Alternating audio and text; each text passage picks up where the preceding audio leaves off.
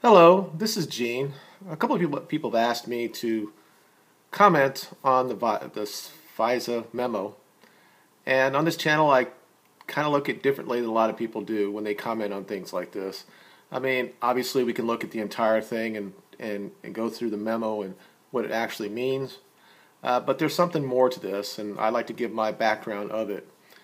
I think about in June 7th of 2008 is when this really all started. Now, people will wonder why I'm going that far back.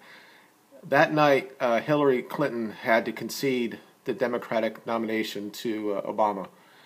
And this basically seed the sows of what happened with the memo and the fallout of all of this.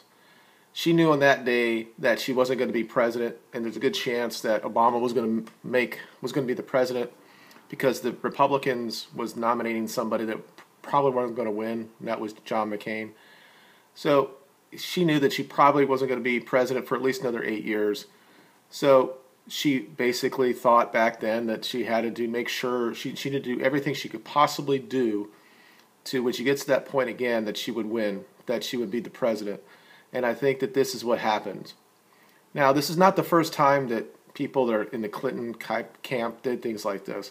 If you go into the Democratic nomination during that year, they basically said that Obama was the other, basically saying you don't really want to elect a black person to be the leader of the United States. It's this racism that goes in the left that unless you really was looking at it from that side, you would never see it. And I'm somebody who voted for Obama twice. Now, I didn't vote for him in the primaries. I voted for a guy that turned out to be a very bad person, John Edwards. And I never would have voted for Clinton in the election if she got to the final election against McCain. I don't know what I would have done then. So yes, I voted for Obama twice. So when people come on my channel, and it's rare because I don't have a lot of subscribers, but they come on there and they basically say I'm racist and I hate black people, and I'm like, yeah, okay, I voted for a guy that looks like he's black twice. My ideas of what was fair has not really changed a whole lot. What's happened is the Democrats have gone so far to the left, and they use their own format or version of identity politics to divide the white people. So when I talk about this, it's not really from a political theory type of thing, or if there's trees or anything like that. It's also from the idea of the alt-right. The alt-right was just an idea at that time, in 2008.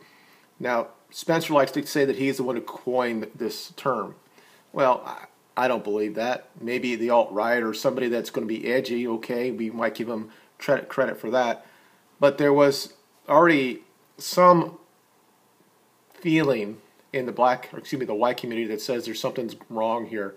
And we thought, and at the time I didn't think this way, but when I look back at it now, I thought that we thought by electing a black president that it was going to help the racial issues that we have in this country. And unfortunately, the man wasn't what he said he was going to be. Because when I read his book, I thought he was more like Reagan more than he was any Democratic person that was running. But he clearly fell into the whole thing. Once he got in office, he let the feminists and the fringing of the party at that point, which is now really the norm of the party. But back in 2008, he allowed them to sway his opinion. Now, again, he might have always been that way, and if you look at his background, maybe he has it all along, and maybe he was a socialist the entire time. But back then, the way he wrote, the way he talked, he was more of almost a Reagan type of character, not like what we see now in the current Democratic people. So, this is a woman, when I'm talking about Hillary Clinton, who was so focused on being the first female ever to be the president. And that's fine. You can have that aspirations. But she said right there that when I have another chance, I'm going to do whatever I have to do to win it. And she clearly does this. And she did this in the Trump election, and when she obviously was applauded.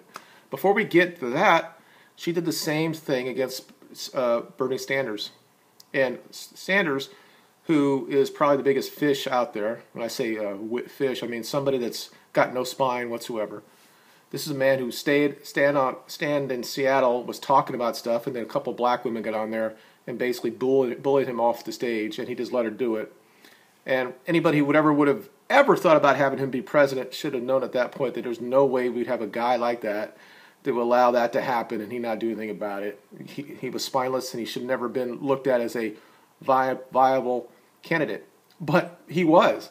And the DNC, under the guise of making sure that Clinton was going to be the nominee, did everything they could to stop Sanders from having a chance to win the DNC.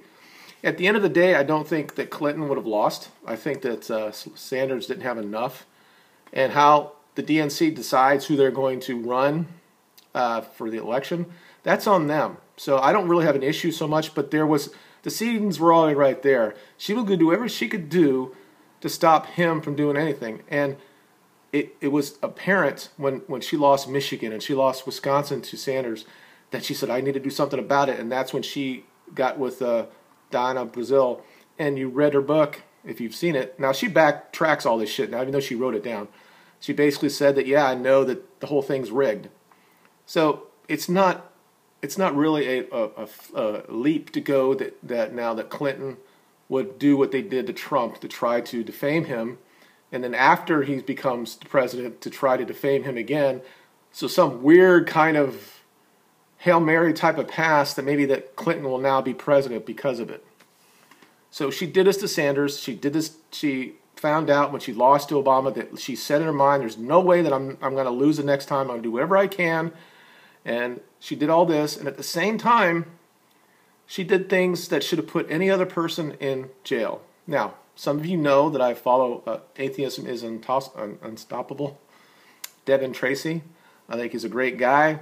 I love what he talks about. Him and I are just different when it comes to Clinton and what he believes her motivation for deleting those 33,000 emails and whether or not she was trying to damage the United States. I sent a video to him. I tried to explain to him how that works because I worked in this. I worked in the buildings where you have these classified informations, the skiff that we're talking about.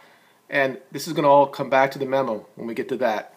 So she did this. She allowed her underlings to go in and take information off of classified informations, take it out of there, strip off the information on it so she could actually send it to her own unsecured server. And we don't know what's in those 33,000 emails. What I think's in those 33,000 emails is her plan to defame Trump, and also the part of I'm sure Sanderson's as well, but clearly her plan to make everybody think that Trump is colluding with the Russians.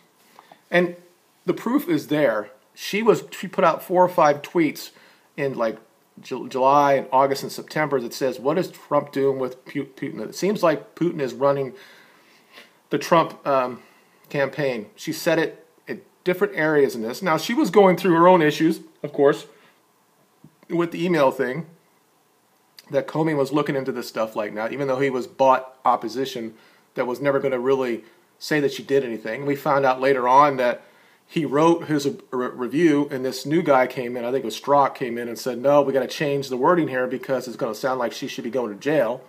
So she stopped it. I mean, everybody knows about this. It's been part of the conservative media on Fox News, or if you listen to Patriot Radio, they've been talking about this for 9, 8, almost a year, talking about this stuff that's going on to prove this narrative against Trump, saying he somewhat colluded with the Trump, with Putin. Now, it's strange, and I'm going to go off tangent here a little bit. Every time that we have this type of information, and the left wants to say, yeah, this is proof of him being colluded with Trump, and then we find out that it's something out, they basically say it wasn't important anyway. They always, it's like the memo, and we'll get to that, where they just, they got to stop it from coming out, but when it comes out, it's a nothing burger. Okay, there's something here. So getting back to that. So she knew she was a little under pressure during that time. Although she had everybody in the DOJ and FBI, the ones that are actually appointed by the president, not the people that work. And this is the thing that really upsets me, is when they say that the Republicans are saying that the FBI is corrupt or the DOJ is corrupt, when I know I work with people from these areas, that the rank and file members of these people, of these institutions, are good people. I'm not saying they're better than anybody else, but they're good people, and they don't do things that the leadership did. And so the issue here is that she knew that the fix was in, that she was never going to be charged with anything. And I don't know if she gave the wrong information to Comey and why Comey stopped it and started again, or Comey is a different type of thing. I think that it was all about him. It's all media whoring. I think that's what it was for him. He liked the fact that he was basically the decider, I guess, about who's going to be the president, and he liked having that attention. So, and it's good that he was fired when he finally was fired. But all along, she knew she had that in her back pocket. Now, during the same time, when she knew that, wow, there's a chance that he might win, and although the media tried to tell us there's no chance, but I said on my videos back then that I thought that he had a really good chance of winning the election. When you looked at where he was strong at, that's a possibility that he could win up in the Rust Belt, which he did. And I thought if he won Florida, he's going to win. And I said that well before the election. There were other people out there like Bill Mitchell. I don't like everything he talks about, but he was right about the election. That people really knew that there was a chance. And her polling, she had to know that there was a chance this was going to happen. That because the fact that everybody found out that she's a liar, and people were not going to come out and vote for her just based on that. A lot of guys were Democrats, white guys like me, were not going to vote for her. So she knew that it was going to be a lot closer. So she said, I have to try another card here. I have to do something to make sure that there's no way he's going to be elected. So I have to put something else out there. I'm going to put these little tweets out there. I'm going to say that he's dealing with the Russians. It's going to be saying stuff like this. This dossier is going to come out. But everybody thought that dossier just was there for no reason. That there was a reason behind it. That it was, the intel community would never do anything like that. 19% said, 19 of these great institutions said that the Russians are doing something to our election, which they always have been. they try to do things with it. We do it to theirs as well. So she's like, I'm going to use this, and I'm going to try a way to take some more votes from him. So let's get to the memo. A lot of people are not talking about this. Is that the first time that they went to the Visa court, they were rejected for it because they didn't have enough information to establish a warrant to do this. Now, let me tell you about the Visa court, and I was well aware about this before this all came up. It's like any other. You can get what is the whole thing? The old stadium. If you can indict a ham sandwich, it's that easy to indict somebody, and that's how it is in the Visa court. Even though we're trying to be we don't want to spy on Americans. If you have anything there, pretty much, the Visa court is going to say, I'm going to let you do it. But you had to come back every 30 months or 3 months, 90 days to continually have that access to do it. The first time they went there, it got shot down. Now, during that time, there must have been some kind of meetings that was going on saying, we got to do more here. And that's when that dossier came out. And the DNC bought it. And it was from the coffers of the Clinton. And at first they were like, well, this is okay. Even the Democrats, like, when they found out that the DNC did, it's like, oh, that's opposition research. But when we talk about Russians, a person that's a Russian that might go talk to a Trump person, that's treasonous. And the entire media was saying it was that way, trying to tell everybody that Trump is a traitor. Of course, this is after the election. So they tried to get this done. So what do I have to do? Let me go pay somebody to do this. And how they did this, and it was kind of like a smart thing they do because this is how it's done right now. What we're seeing right now isn't something new. It's been happening now for a while. What happens is one story gets printed in any of the big newspapers, let's say New York Times or Washington Post, and once that's out there, it goes everywhere. BuzzFeed, it's everywhere, thousands of different periodicals.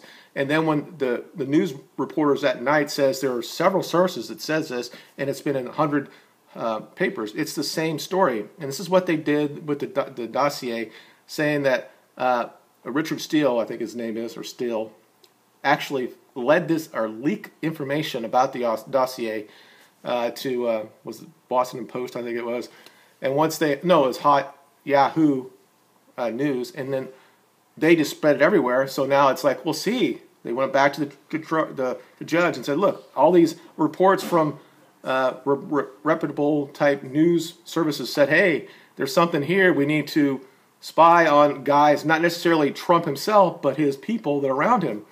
And anybody who's ever done anything when it comes to surveillance, the point is you get somebody that's in the room. It could be anybody in that the gaggle of friends, because you're allowed to listen to everybody else that's in the room. Now you're supposed to defend and protect if you're listening online, or if you're listening on a telephone call. If it's an American that person's talking to, you're supposed to not really do anything with that unless something comes out, let's say, and they're supposed to redact all that stuff.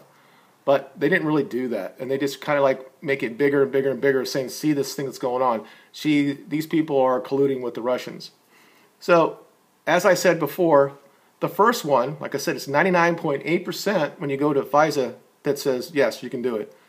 They got rejected. So what they brought the first time had nothing. Then they bring in the dossier and they say, look, we have all this other reporters saying this stuff. And so it was like this circle jerk that it was. And but at the time they didn't tell. Now I don't know if they have to do this, but they probably should have, because the judge would have asked, well, where do you get this from? Is there anybody that's got an axe to grind against the person you're talking about here to surveil? But they never said that the DNC bought this, or Clinton was behind it, or anything else. It was so now.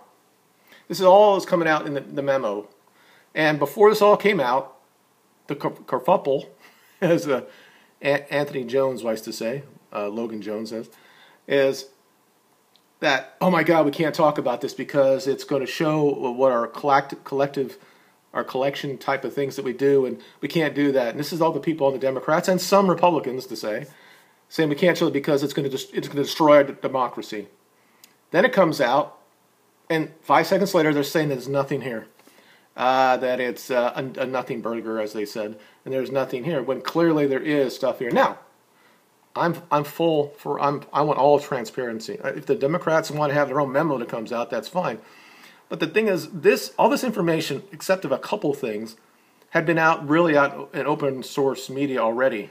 Fox News, Sean Hannity had been talking to us forever, talking about this, saying that there's something going on here. These people are all related, and they all go back to the same person. That person that lost, that had to concede to Obama on June 7th of 2008. That seed started right there. It says the next time I have a chance, I'm going to do whatever I can to win the presidency. And because she has this, that she has to just not let it go. Even though after they lost, she was still doing stuff like this. And they were still trying to surveil Trump, trying to find something that maybe, as I said before, some sort of Hail Mary type of thing at the end, that they'd say, oh, no, we've got to get rid of him. And because Pence was involved as well, we got to get rid of him.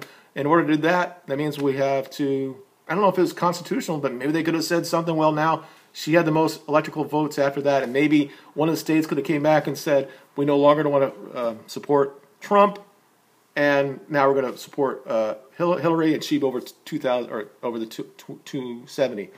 Now, I'm not talking about, this could have happened before the actual electoral college actually voted in December. Remember, you win that night, but the actual college does not come in until like late December, I think it is.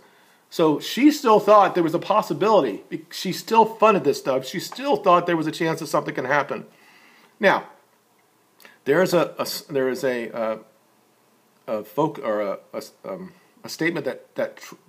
that she said after they lost. I think it was.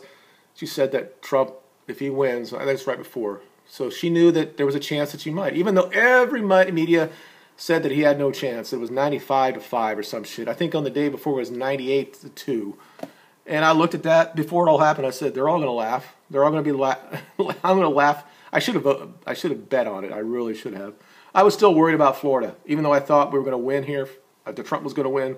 You just never know. Florida's different. It's happened before. So So she thought that if she lost, that, and this is her own words, saying that he's going to basically string them up.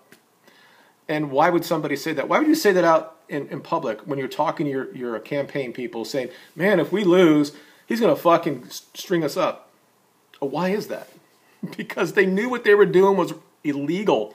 Everything from the emails, the 33,000 emails, was that there was intent. She should have been in jail for it. And what was very upsetting to me is when I have former Democrats that sit there and defend this, and they'll say, well, she wasn't trying to destroy the nation. It was just a mistake on her part. Oh, okay. And now, a year and a half later, it's the same thing. The memo comes out. It's nothing. It doesn't mean anything. See this guy, this Carter Page, which is really what the warrant was for. Well, the FBI was actually surveilling him since 2011 or 13.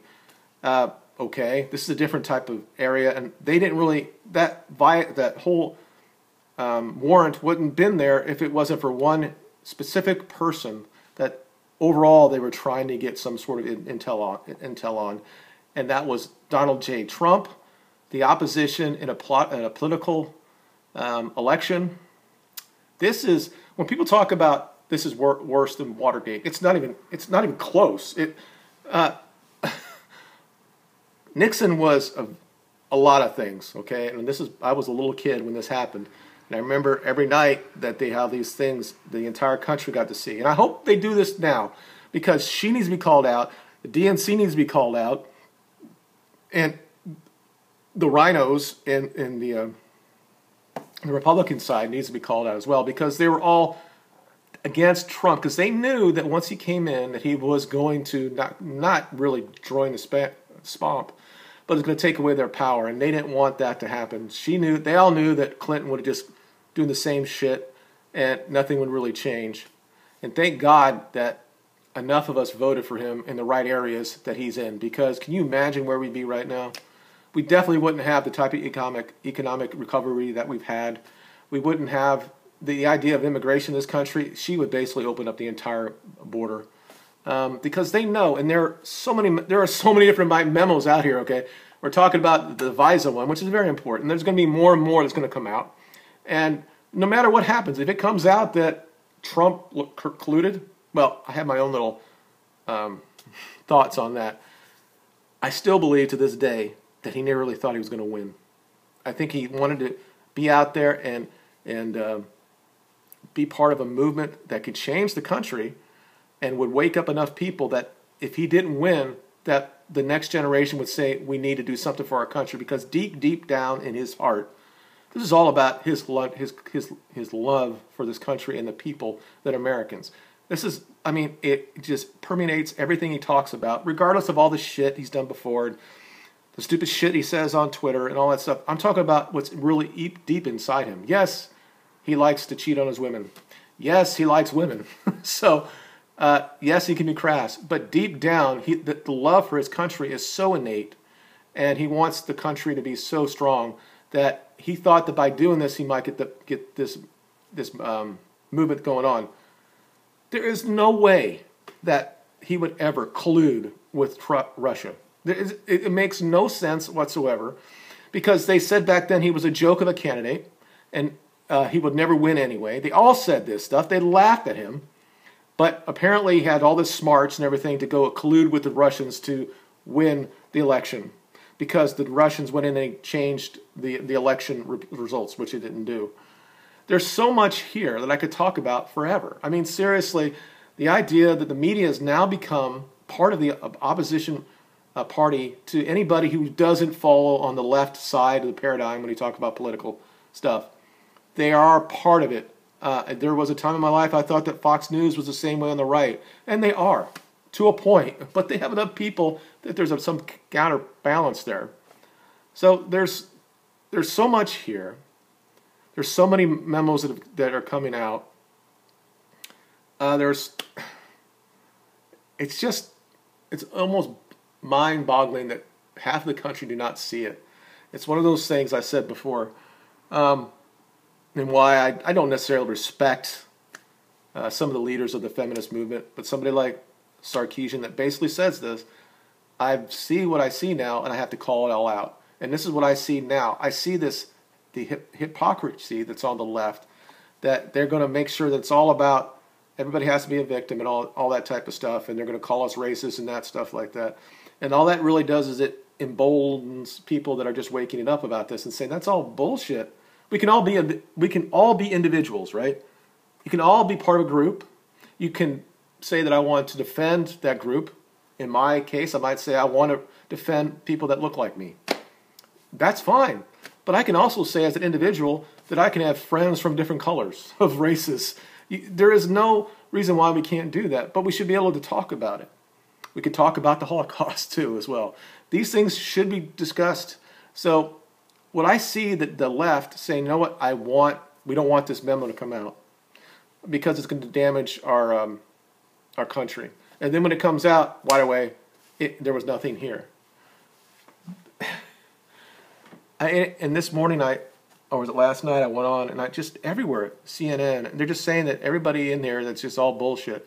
That, the only reason why we're doing it, they said this before the State of the Union as well. They, Dan Rather and some of the other guys that got in there and said, well, this is the first president that's sitting there before there's being part of an investigation that's looking at it right now. It's strange. I thought that Comey said he wasn't under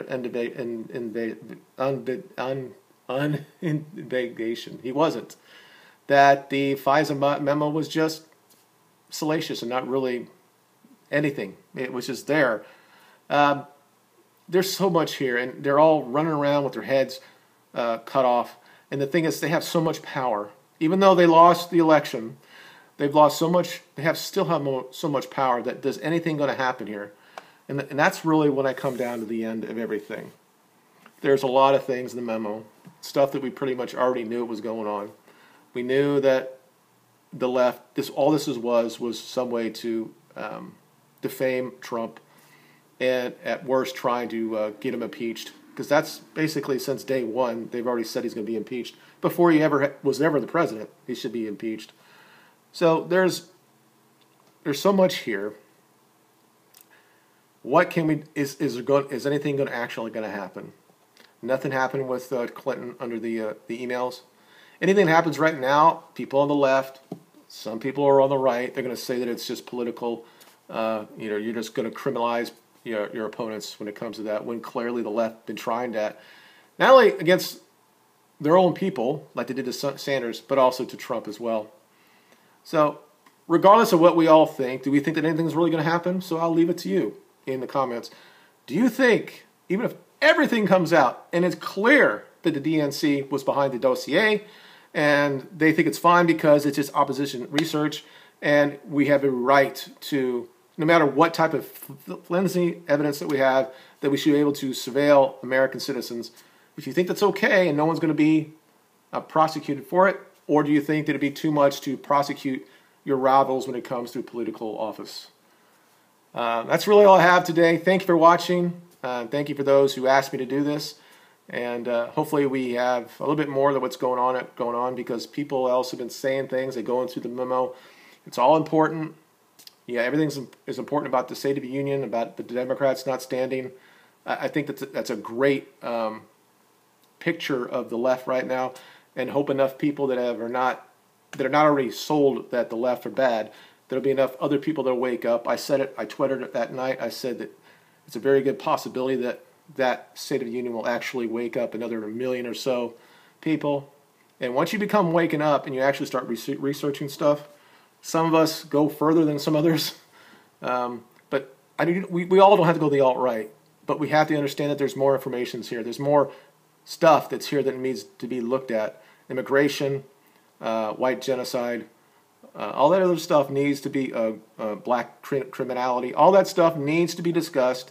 We need to be honest with each other and try to fix it. Do I believe that we'll ever have an ethno-state in the United States? No, I don't. But we could surely talk about how to make this country better and make it great again. And that's all the president is trying to do. And I hope that most people would try to get behind that. Unfortunately, as a Democrat, for what now, 36 years, 38, 34 years. They're not doing that. And at this point, I look at them as as traitors. And I try to be unbiased when I talk about it. And there are decent people on the left that can be trusted. They understand the issues, but still they follow on their sores of their ideology. But some change. Some actually change. The idea that we can't change people is wrong. We can. We got Trump elected. That right there shows you that we can do it. Again, thank you for watching. You guys have a good day, and I'll talk to you later. Bye.